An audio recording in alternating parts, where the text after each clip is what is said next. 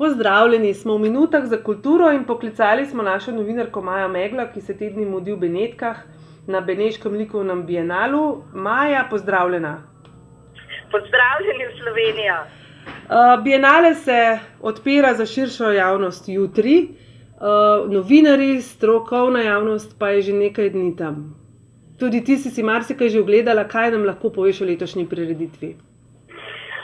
Najprej bi Tanja samo dodala te gabarite, kako je Beneški bienale sploh strukturiran, da bo lažje razumevanje, kaj vse se tukaj dogaja. Leta 1895, ko so ga ustanovili, je temeljil na prezentaciji v nacionalnih paviljonih. In vsaka država je izbrala svojega komisarja, ki je potem pripravil razstavo umetnikov iz njihove države. In zdaj ta struktura je ostala in se razvija naprej. Letos sodeluje 88 držav, med njimi jih je 10 prvič, tudi Vatikan, ki ima svoj razstavni paviljon v Arzenalu. Kot se zgodi, skoraj vsak bienale so za katere paviljone vrste dolge, da je treba čakati pol ure ali 1 uro na vstop. Recimo leto za Nemce, za Francoze, za Američane, tako da si je te paviljone potem zelo težko ogledati. Večinoma prevladujejo instalacije in oblike izraza sodobne umetnosti. Jaz sem glavnino tega že videla.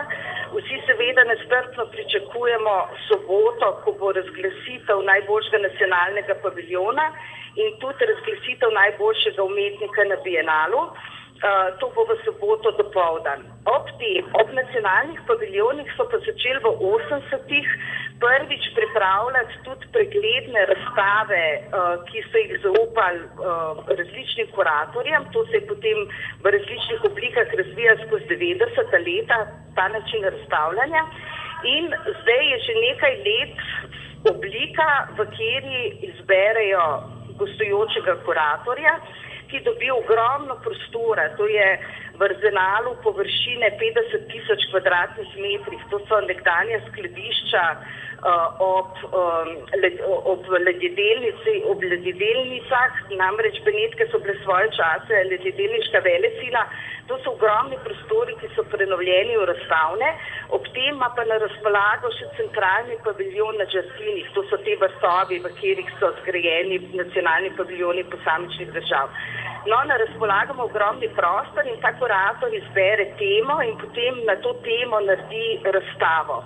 Letos je to Massimiliano Gioni, to je mlad kurator, ki živi med Italijo in Ameriko in je naredil res izjemno razstavo. Reakcije so neverjetne, naredil je drzno razstavo, izbral umetnike, ki izhajajo tudi iz neumetniškega področja, recimo filozofe, literate, ezoterike 19. stoletja, izbral ljudi iz večjih stoletij, ne samo sodobno umetnost, in vse to sestavil izjemno zgodbo, ki je pa tudi fantastično postavljena, še nikoli ni bilo v postavitev bienale vloženega toliko napora, toliko denarja. Zgradili so dobesedno muzej v muzeju, tako da zaenkrat so reakcije izjemne, tudi obiskovalcev. Maja, sinoči so odprli tudi slovenski paviljon, zgradila ga je naša umetnica Jasmina Cibic. Nam lahko na kratko poveš, kaj vidiš v prostorih Galerije A+A?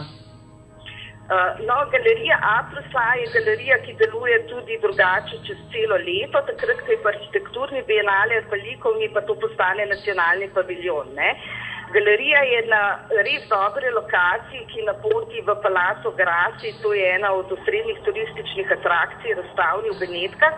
Tako da lokacija je super in tudi okoli paviljona drugi nacionalni paviljoni, recimo bosanski, črnogorski, luksemburški. Je pa prostor sam precej zahteven za postavitev, zato ker ni to ena taka velika kocka, v katero bi se lahko postavili predmete, objekte, slike, ampak je zelo razgiban prostor in je res zahteven za postavitev razstav. Tokrat si je Jasmina fantastično odrezala, iz prostora je naredila Popolno ga je pregradila, predrugačila, polepila s tapetami, dobesedno so zgradili budoar v tem razstavnem paviljonu, dodala je 2 videa, ki sta narejena po stenogramih sej v nekdanjem režimu, ko so se odločali veljaki, katera umetnost je tista, ki je dovolj dobra, da ukršuje stene parlamenta. In skratka so naredili potem igrani film na podlagi teh stenogramov. Dodani so pa tudi dodane slike tihožitja, ki so prišla sem v Benetke direktno iz parlamenta in tam dejansko okrasijo poslanske stene. Tako da kot celota je izjemno zanimiva postavitev in tudi prve reakcije so zelo, zelo dobre. Do zdaj, kar sem zbrala, je recimo Art Review, to je pač dosti ugledan likovni časopis, je uvrstil paviljon med 25 najbolj zanimivih. Independent je prišel včeraj na otvoritev, zato ker nameravajo narediti kritiko. Potem je objavljen intervju z Jasminova Estetika magazin, ki je tudi eden zelo znanih likovnih časopisov. Prihajajo tudi tuji gostje, kuratorji. Na obisku je bila španska ambasadorka, ki je velika ljubiteljka umetnosti, to vemo, in si ogledala paviljon Anunciada de Cordova. Prihajajo pa tudi gostje iz Slovenije.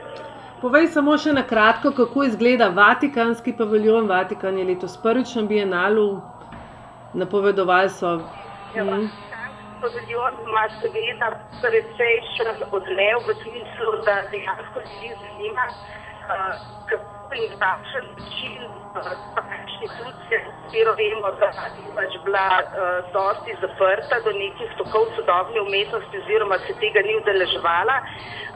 Na kakšen način, zakaj želi v to vstopiti in kako spostaviti dialog z nekim umetniškim slovanjem, sodobno umetnostjo.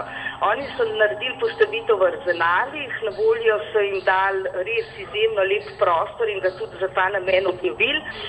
Razstavljajo pa 4 umetnike, od videoinstalacij do slik, tako da je precejšnje zanimanje in tudi precej taka, kako bi rekla, klasična, zanimiva, lepa postavitev.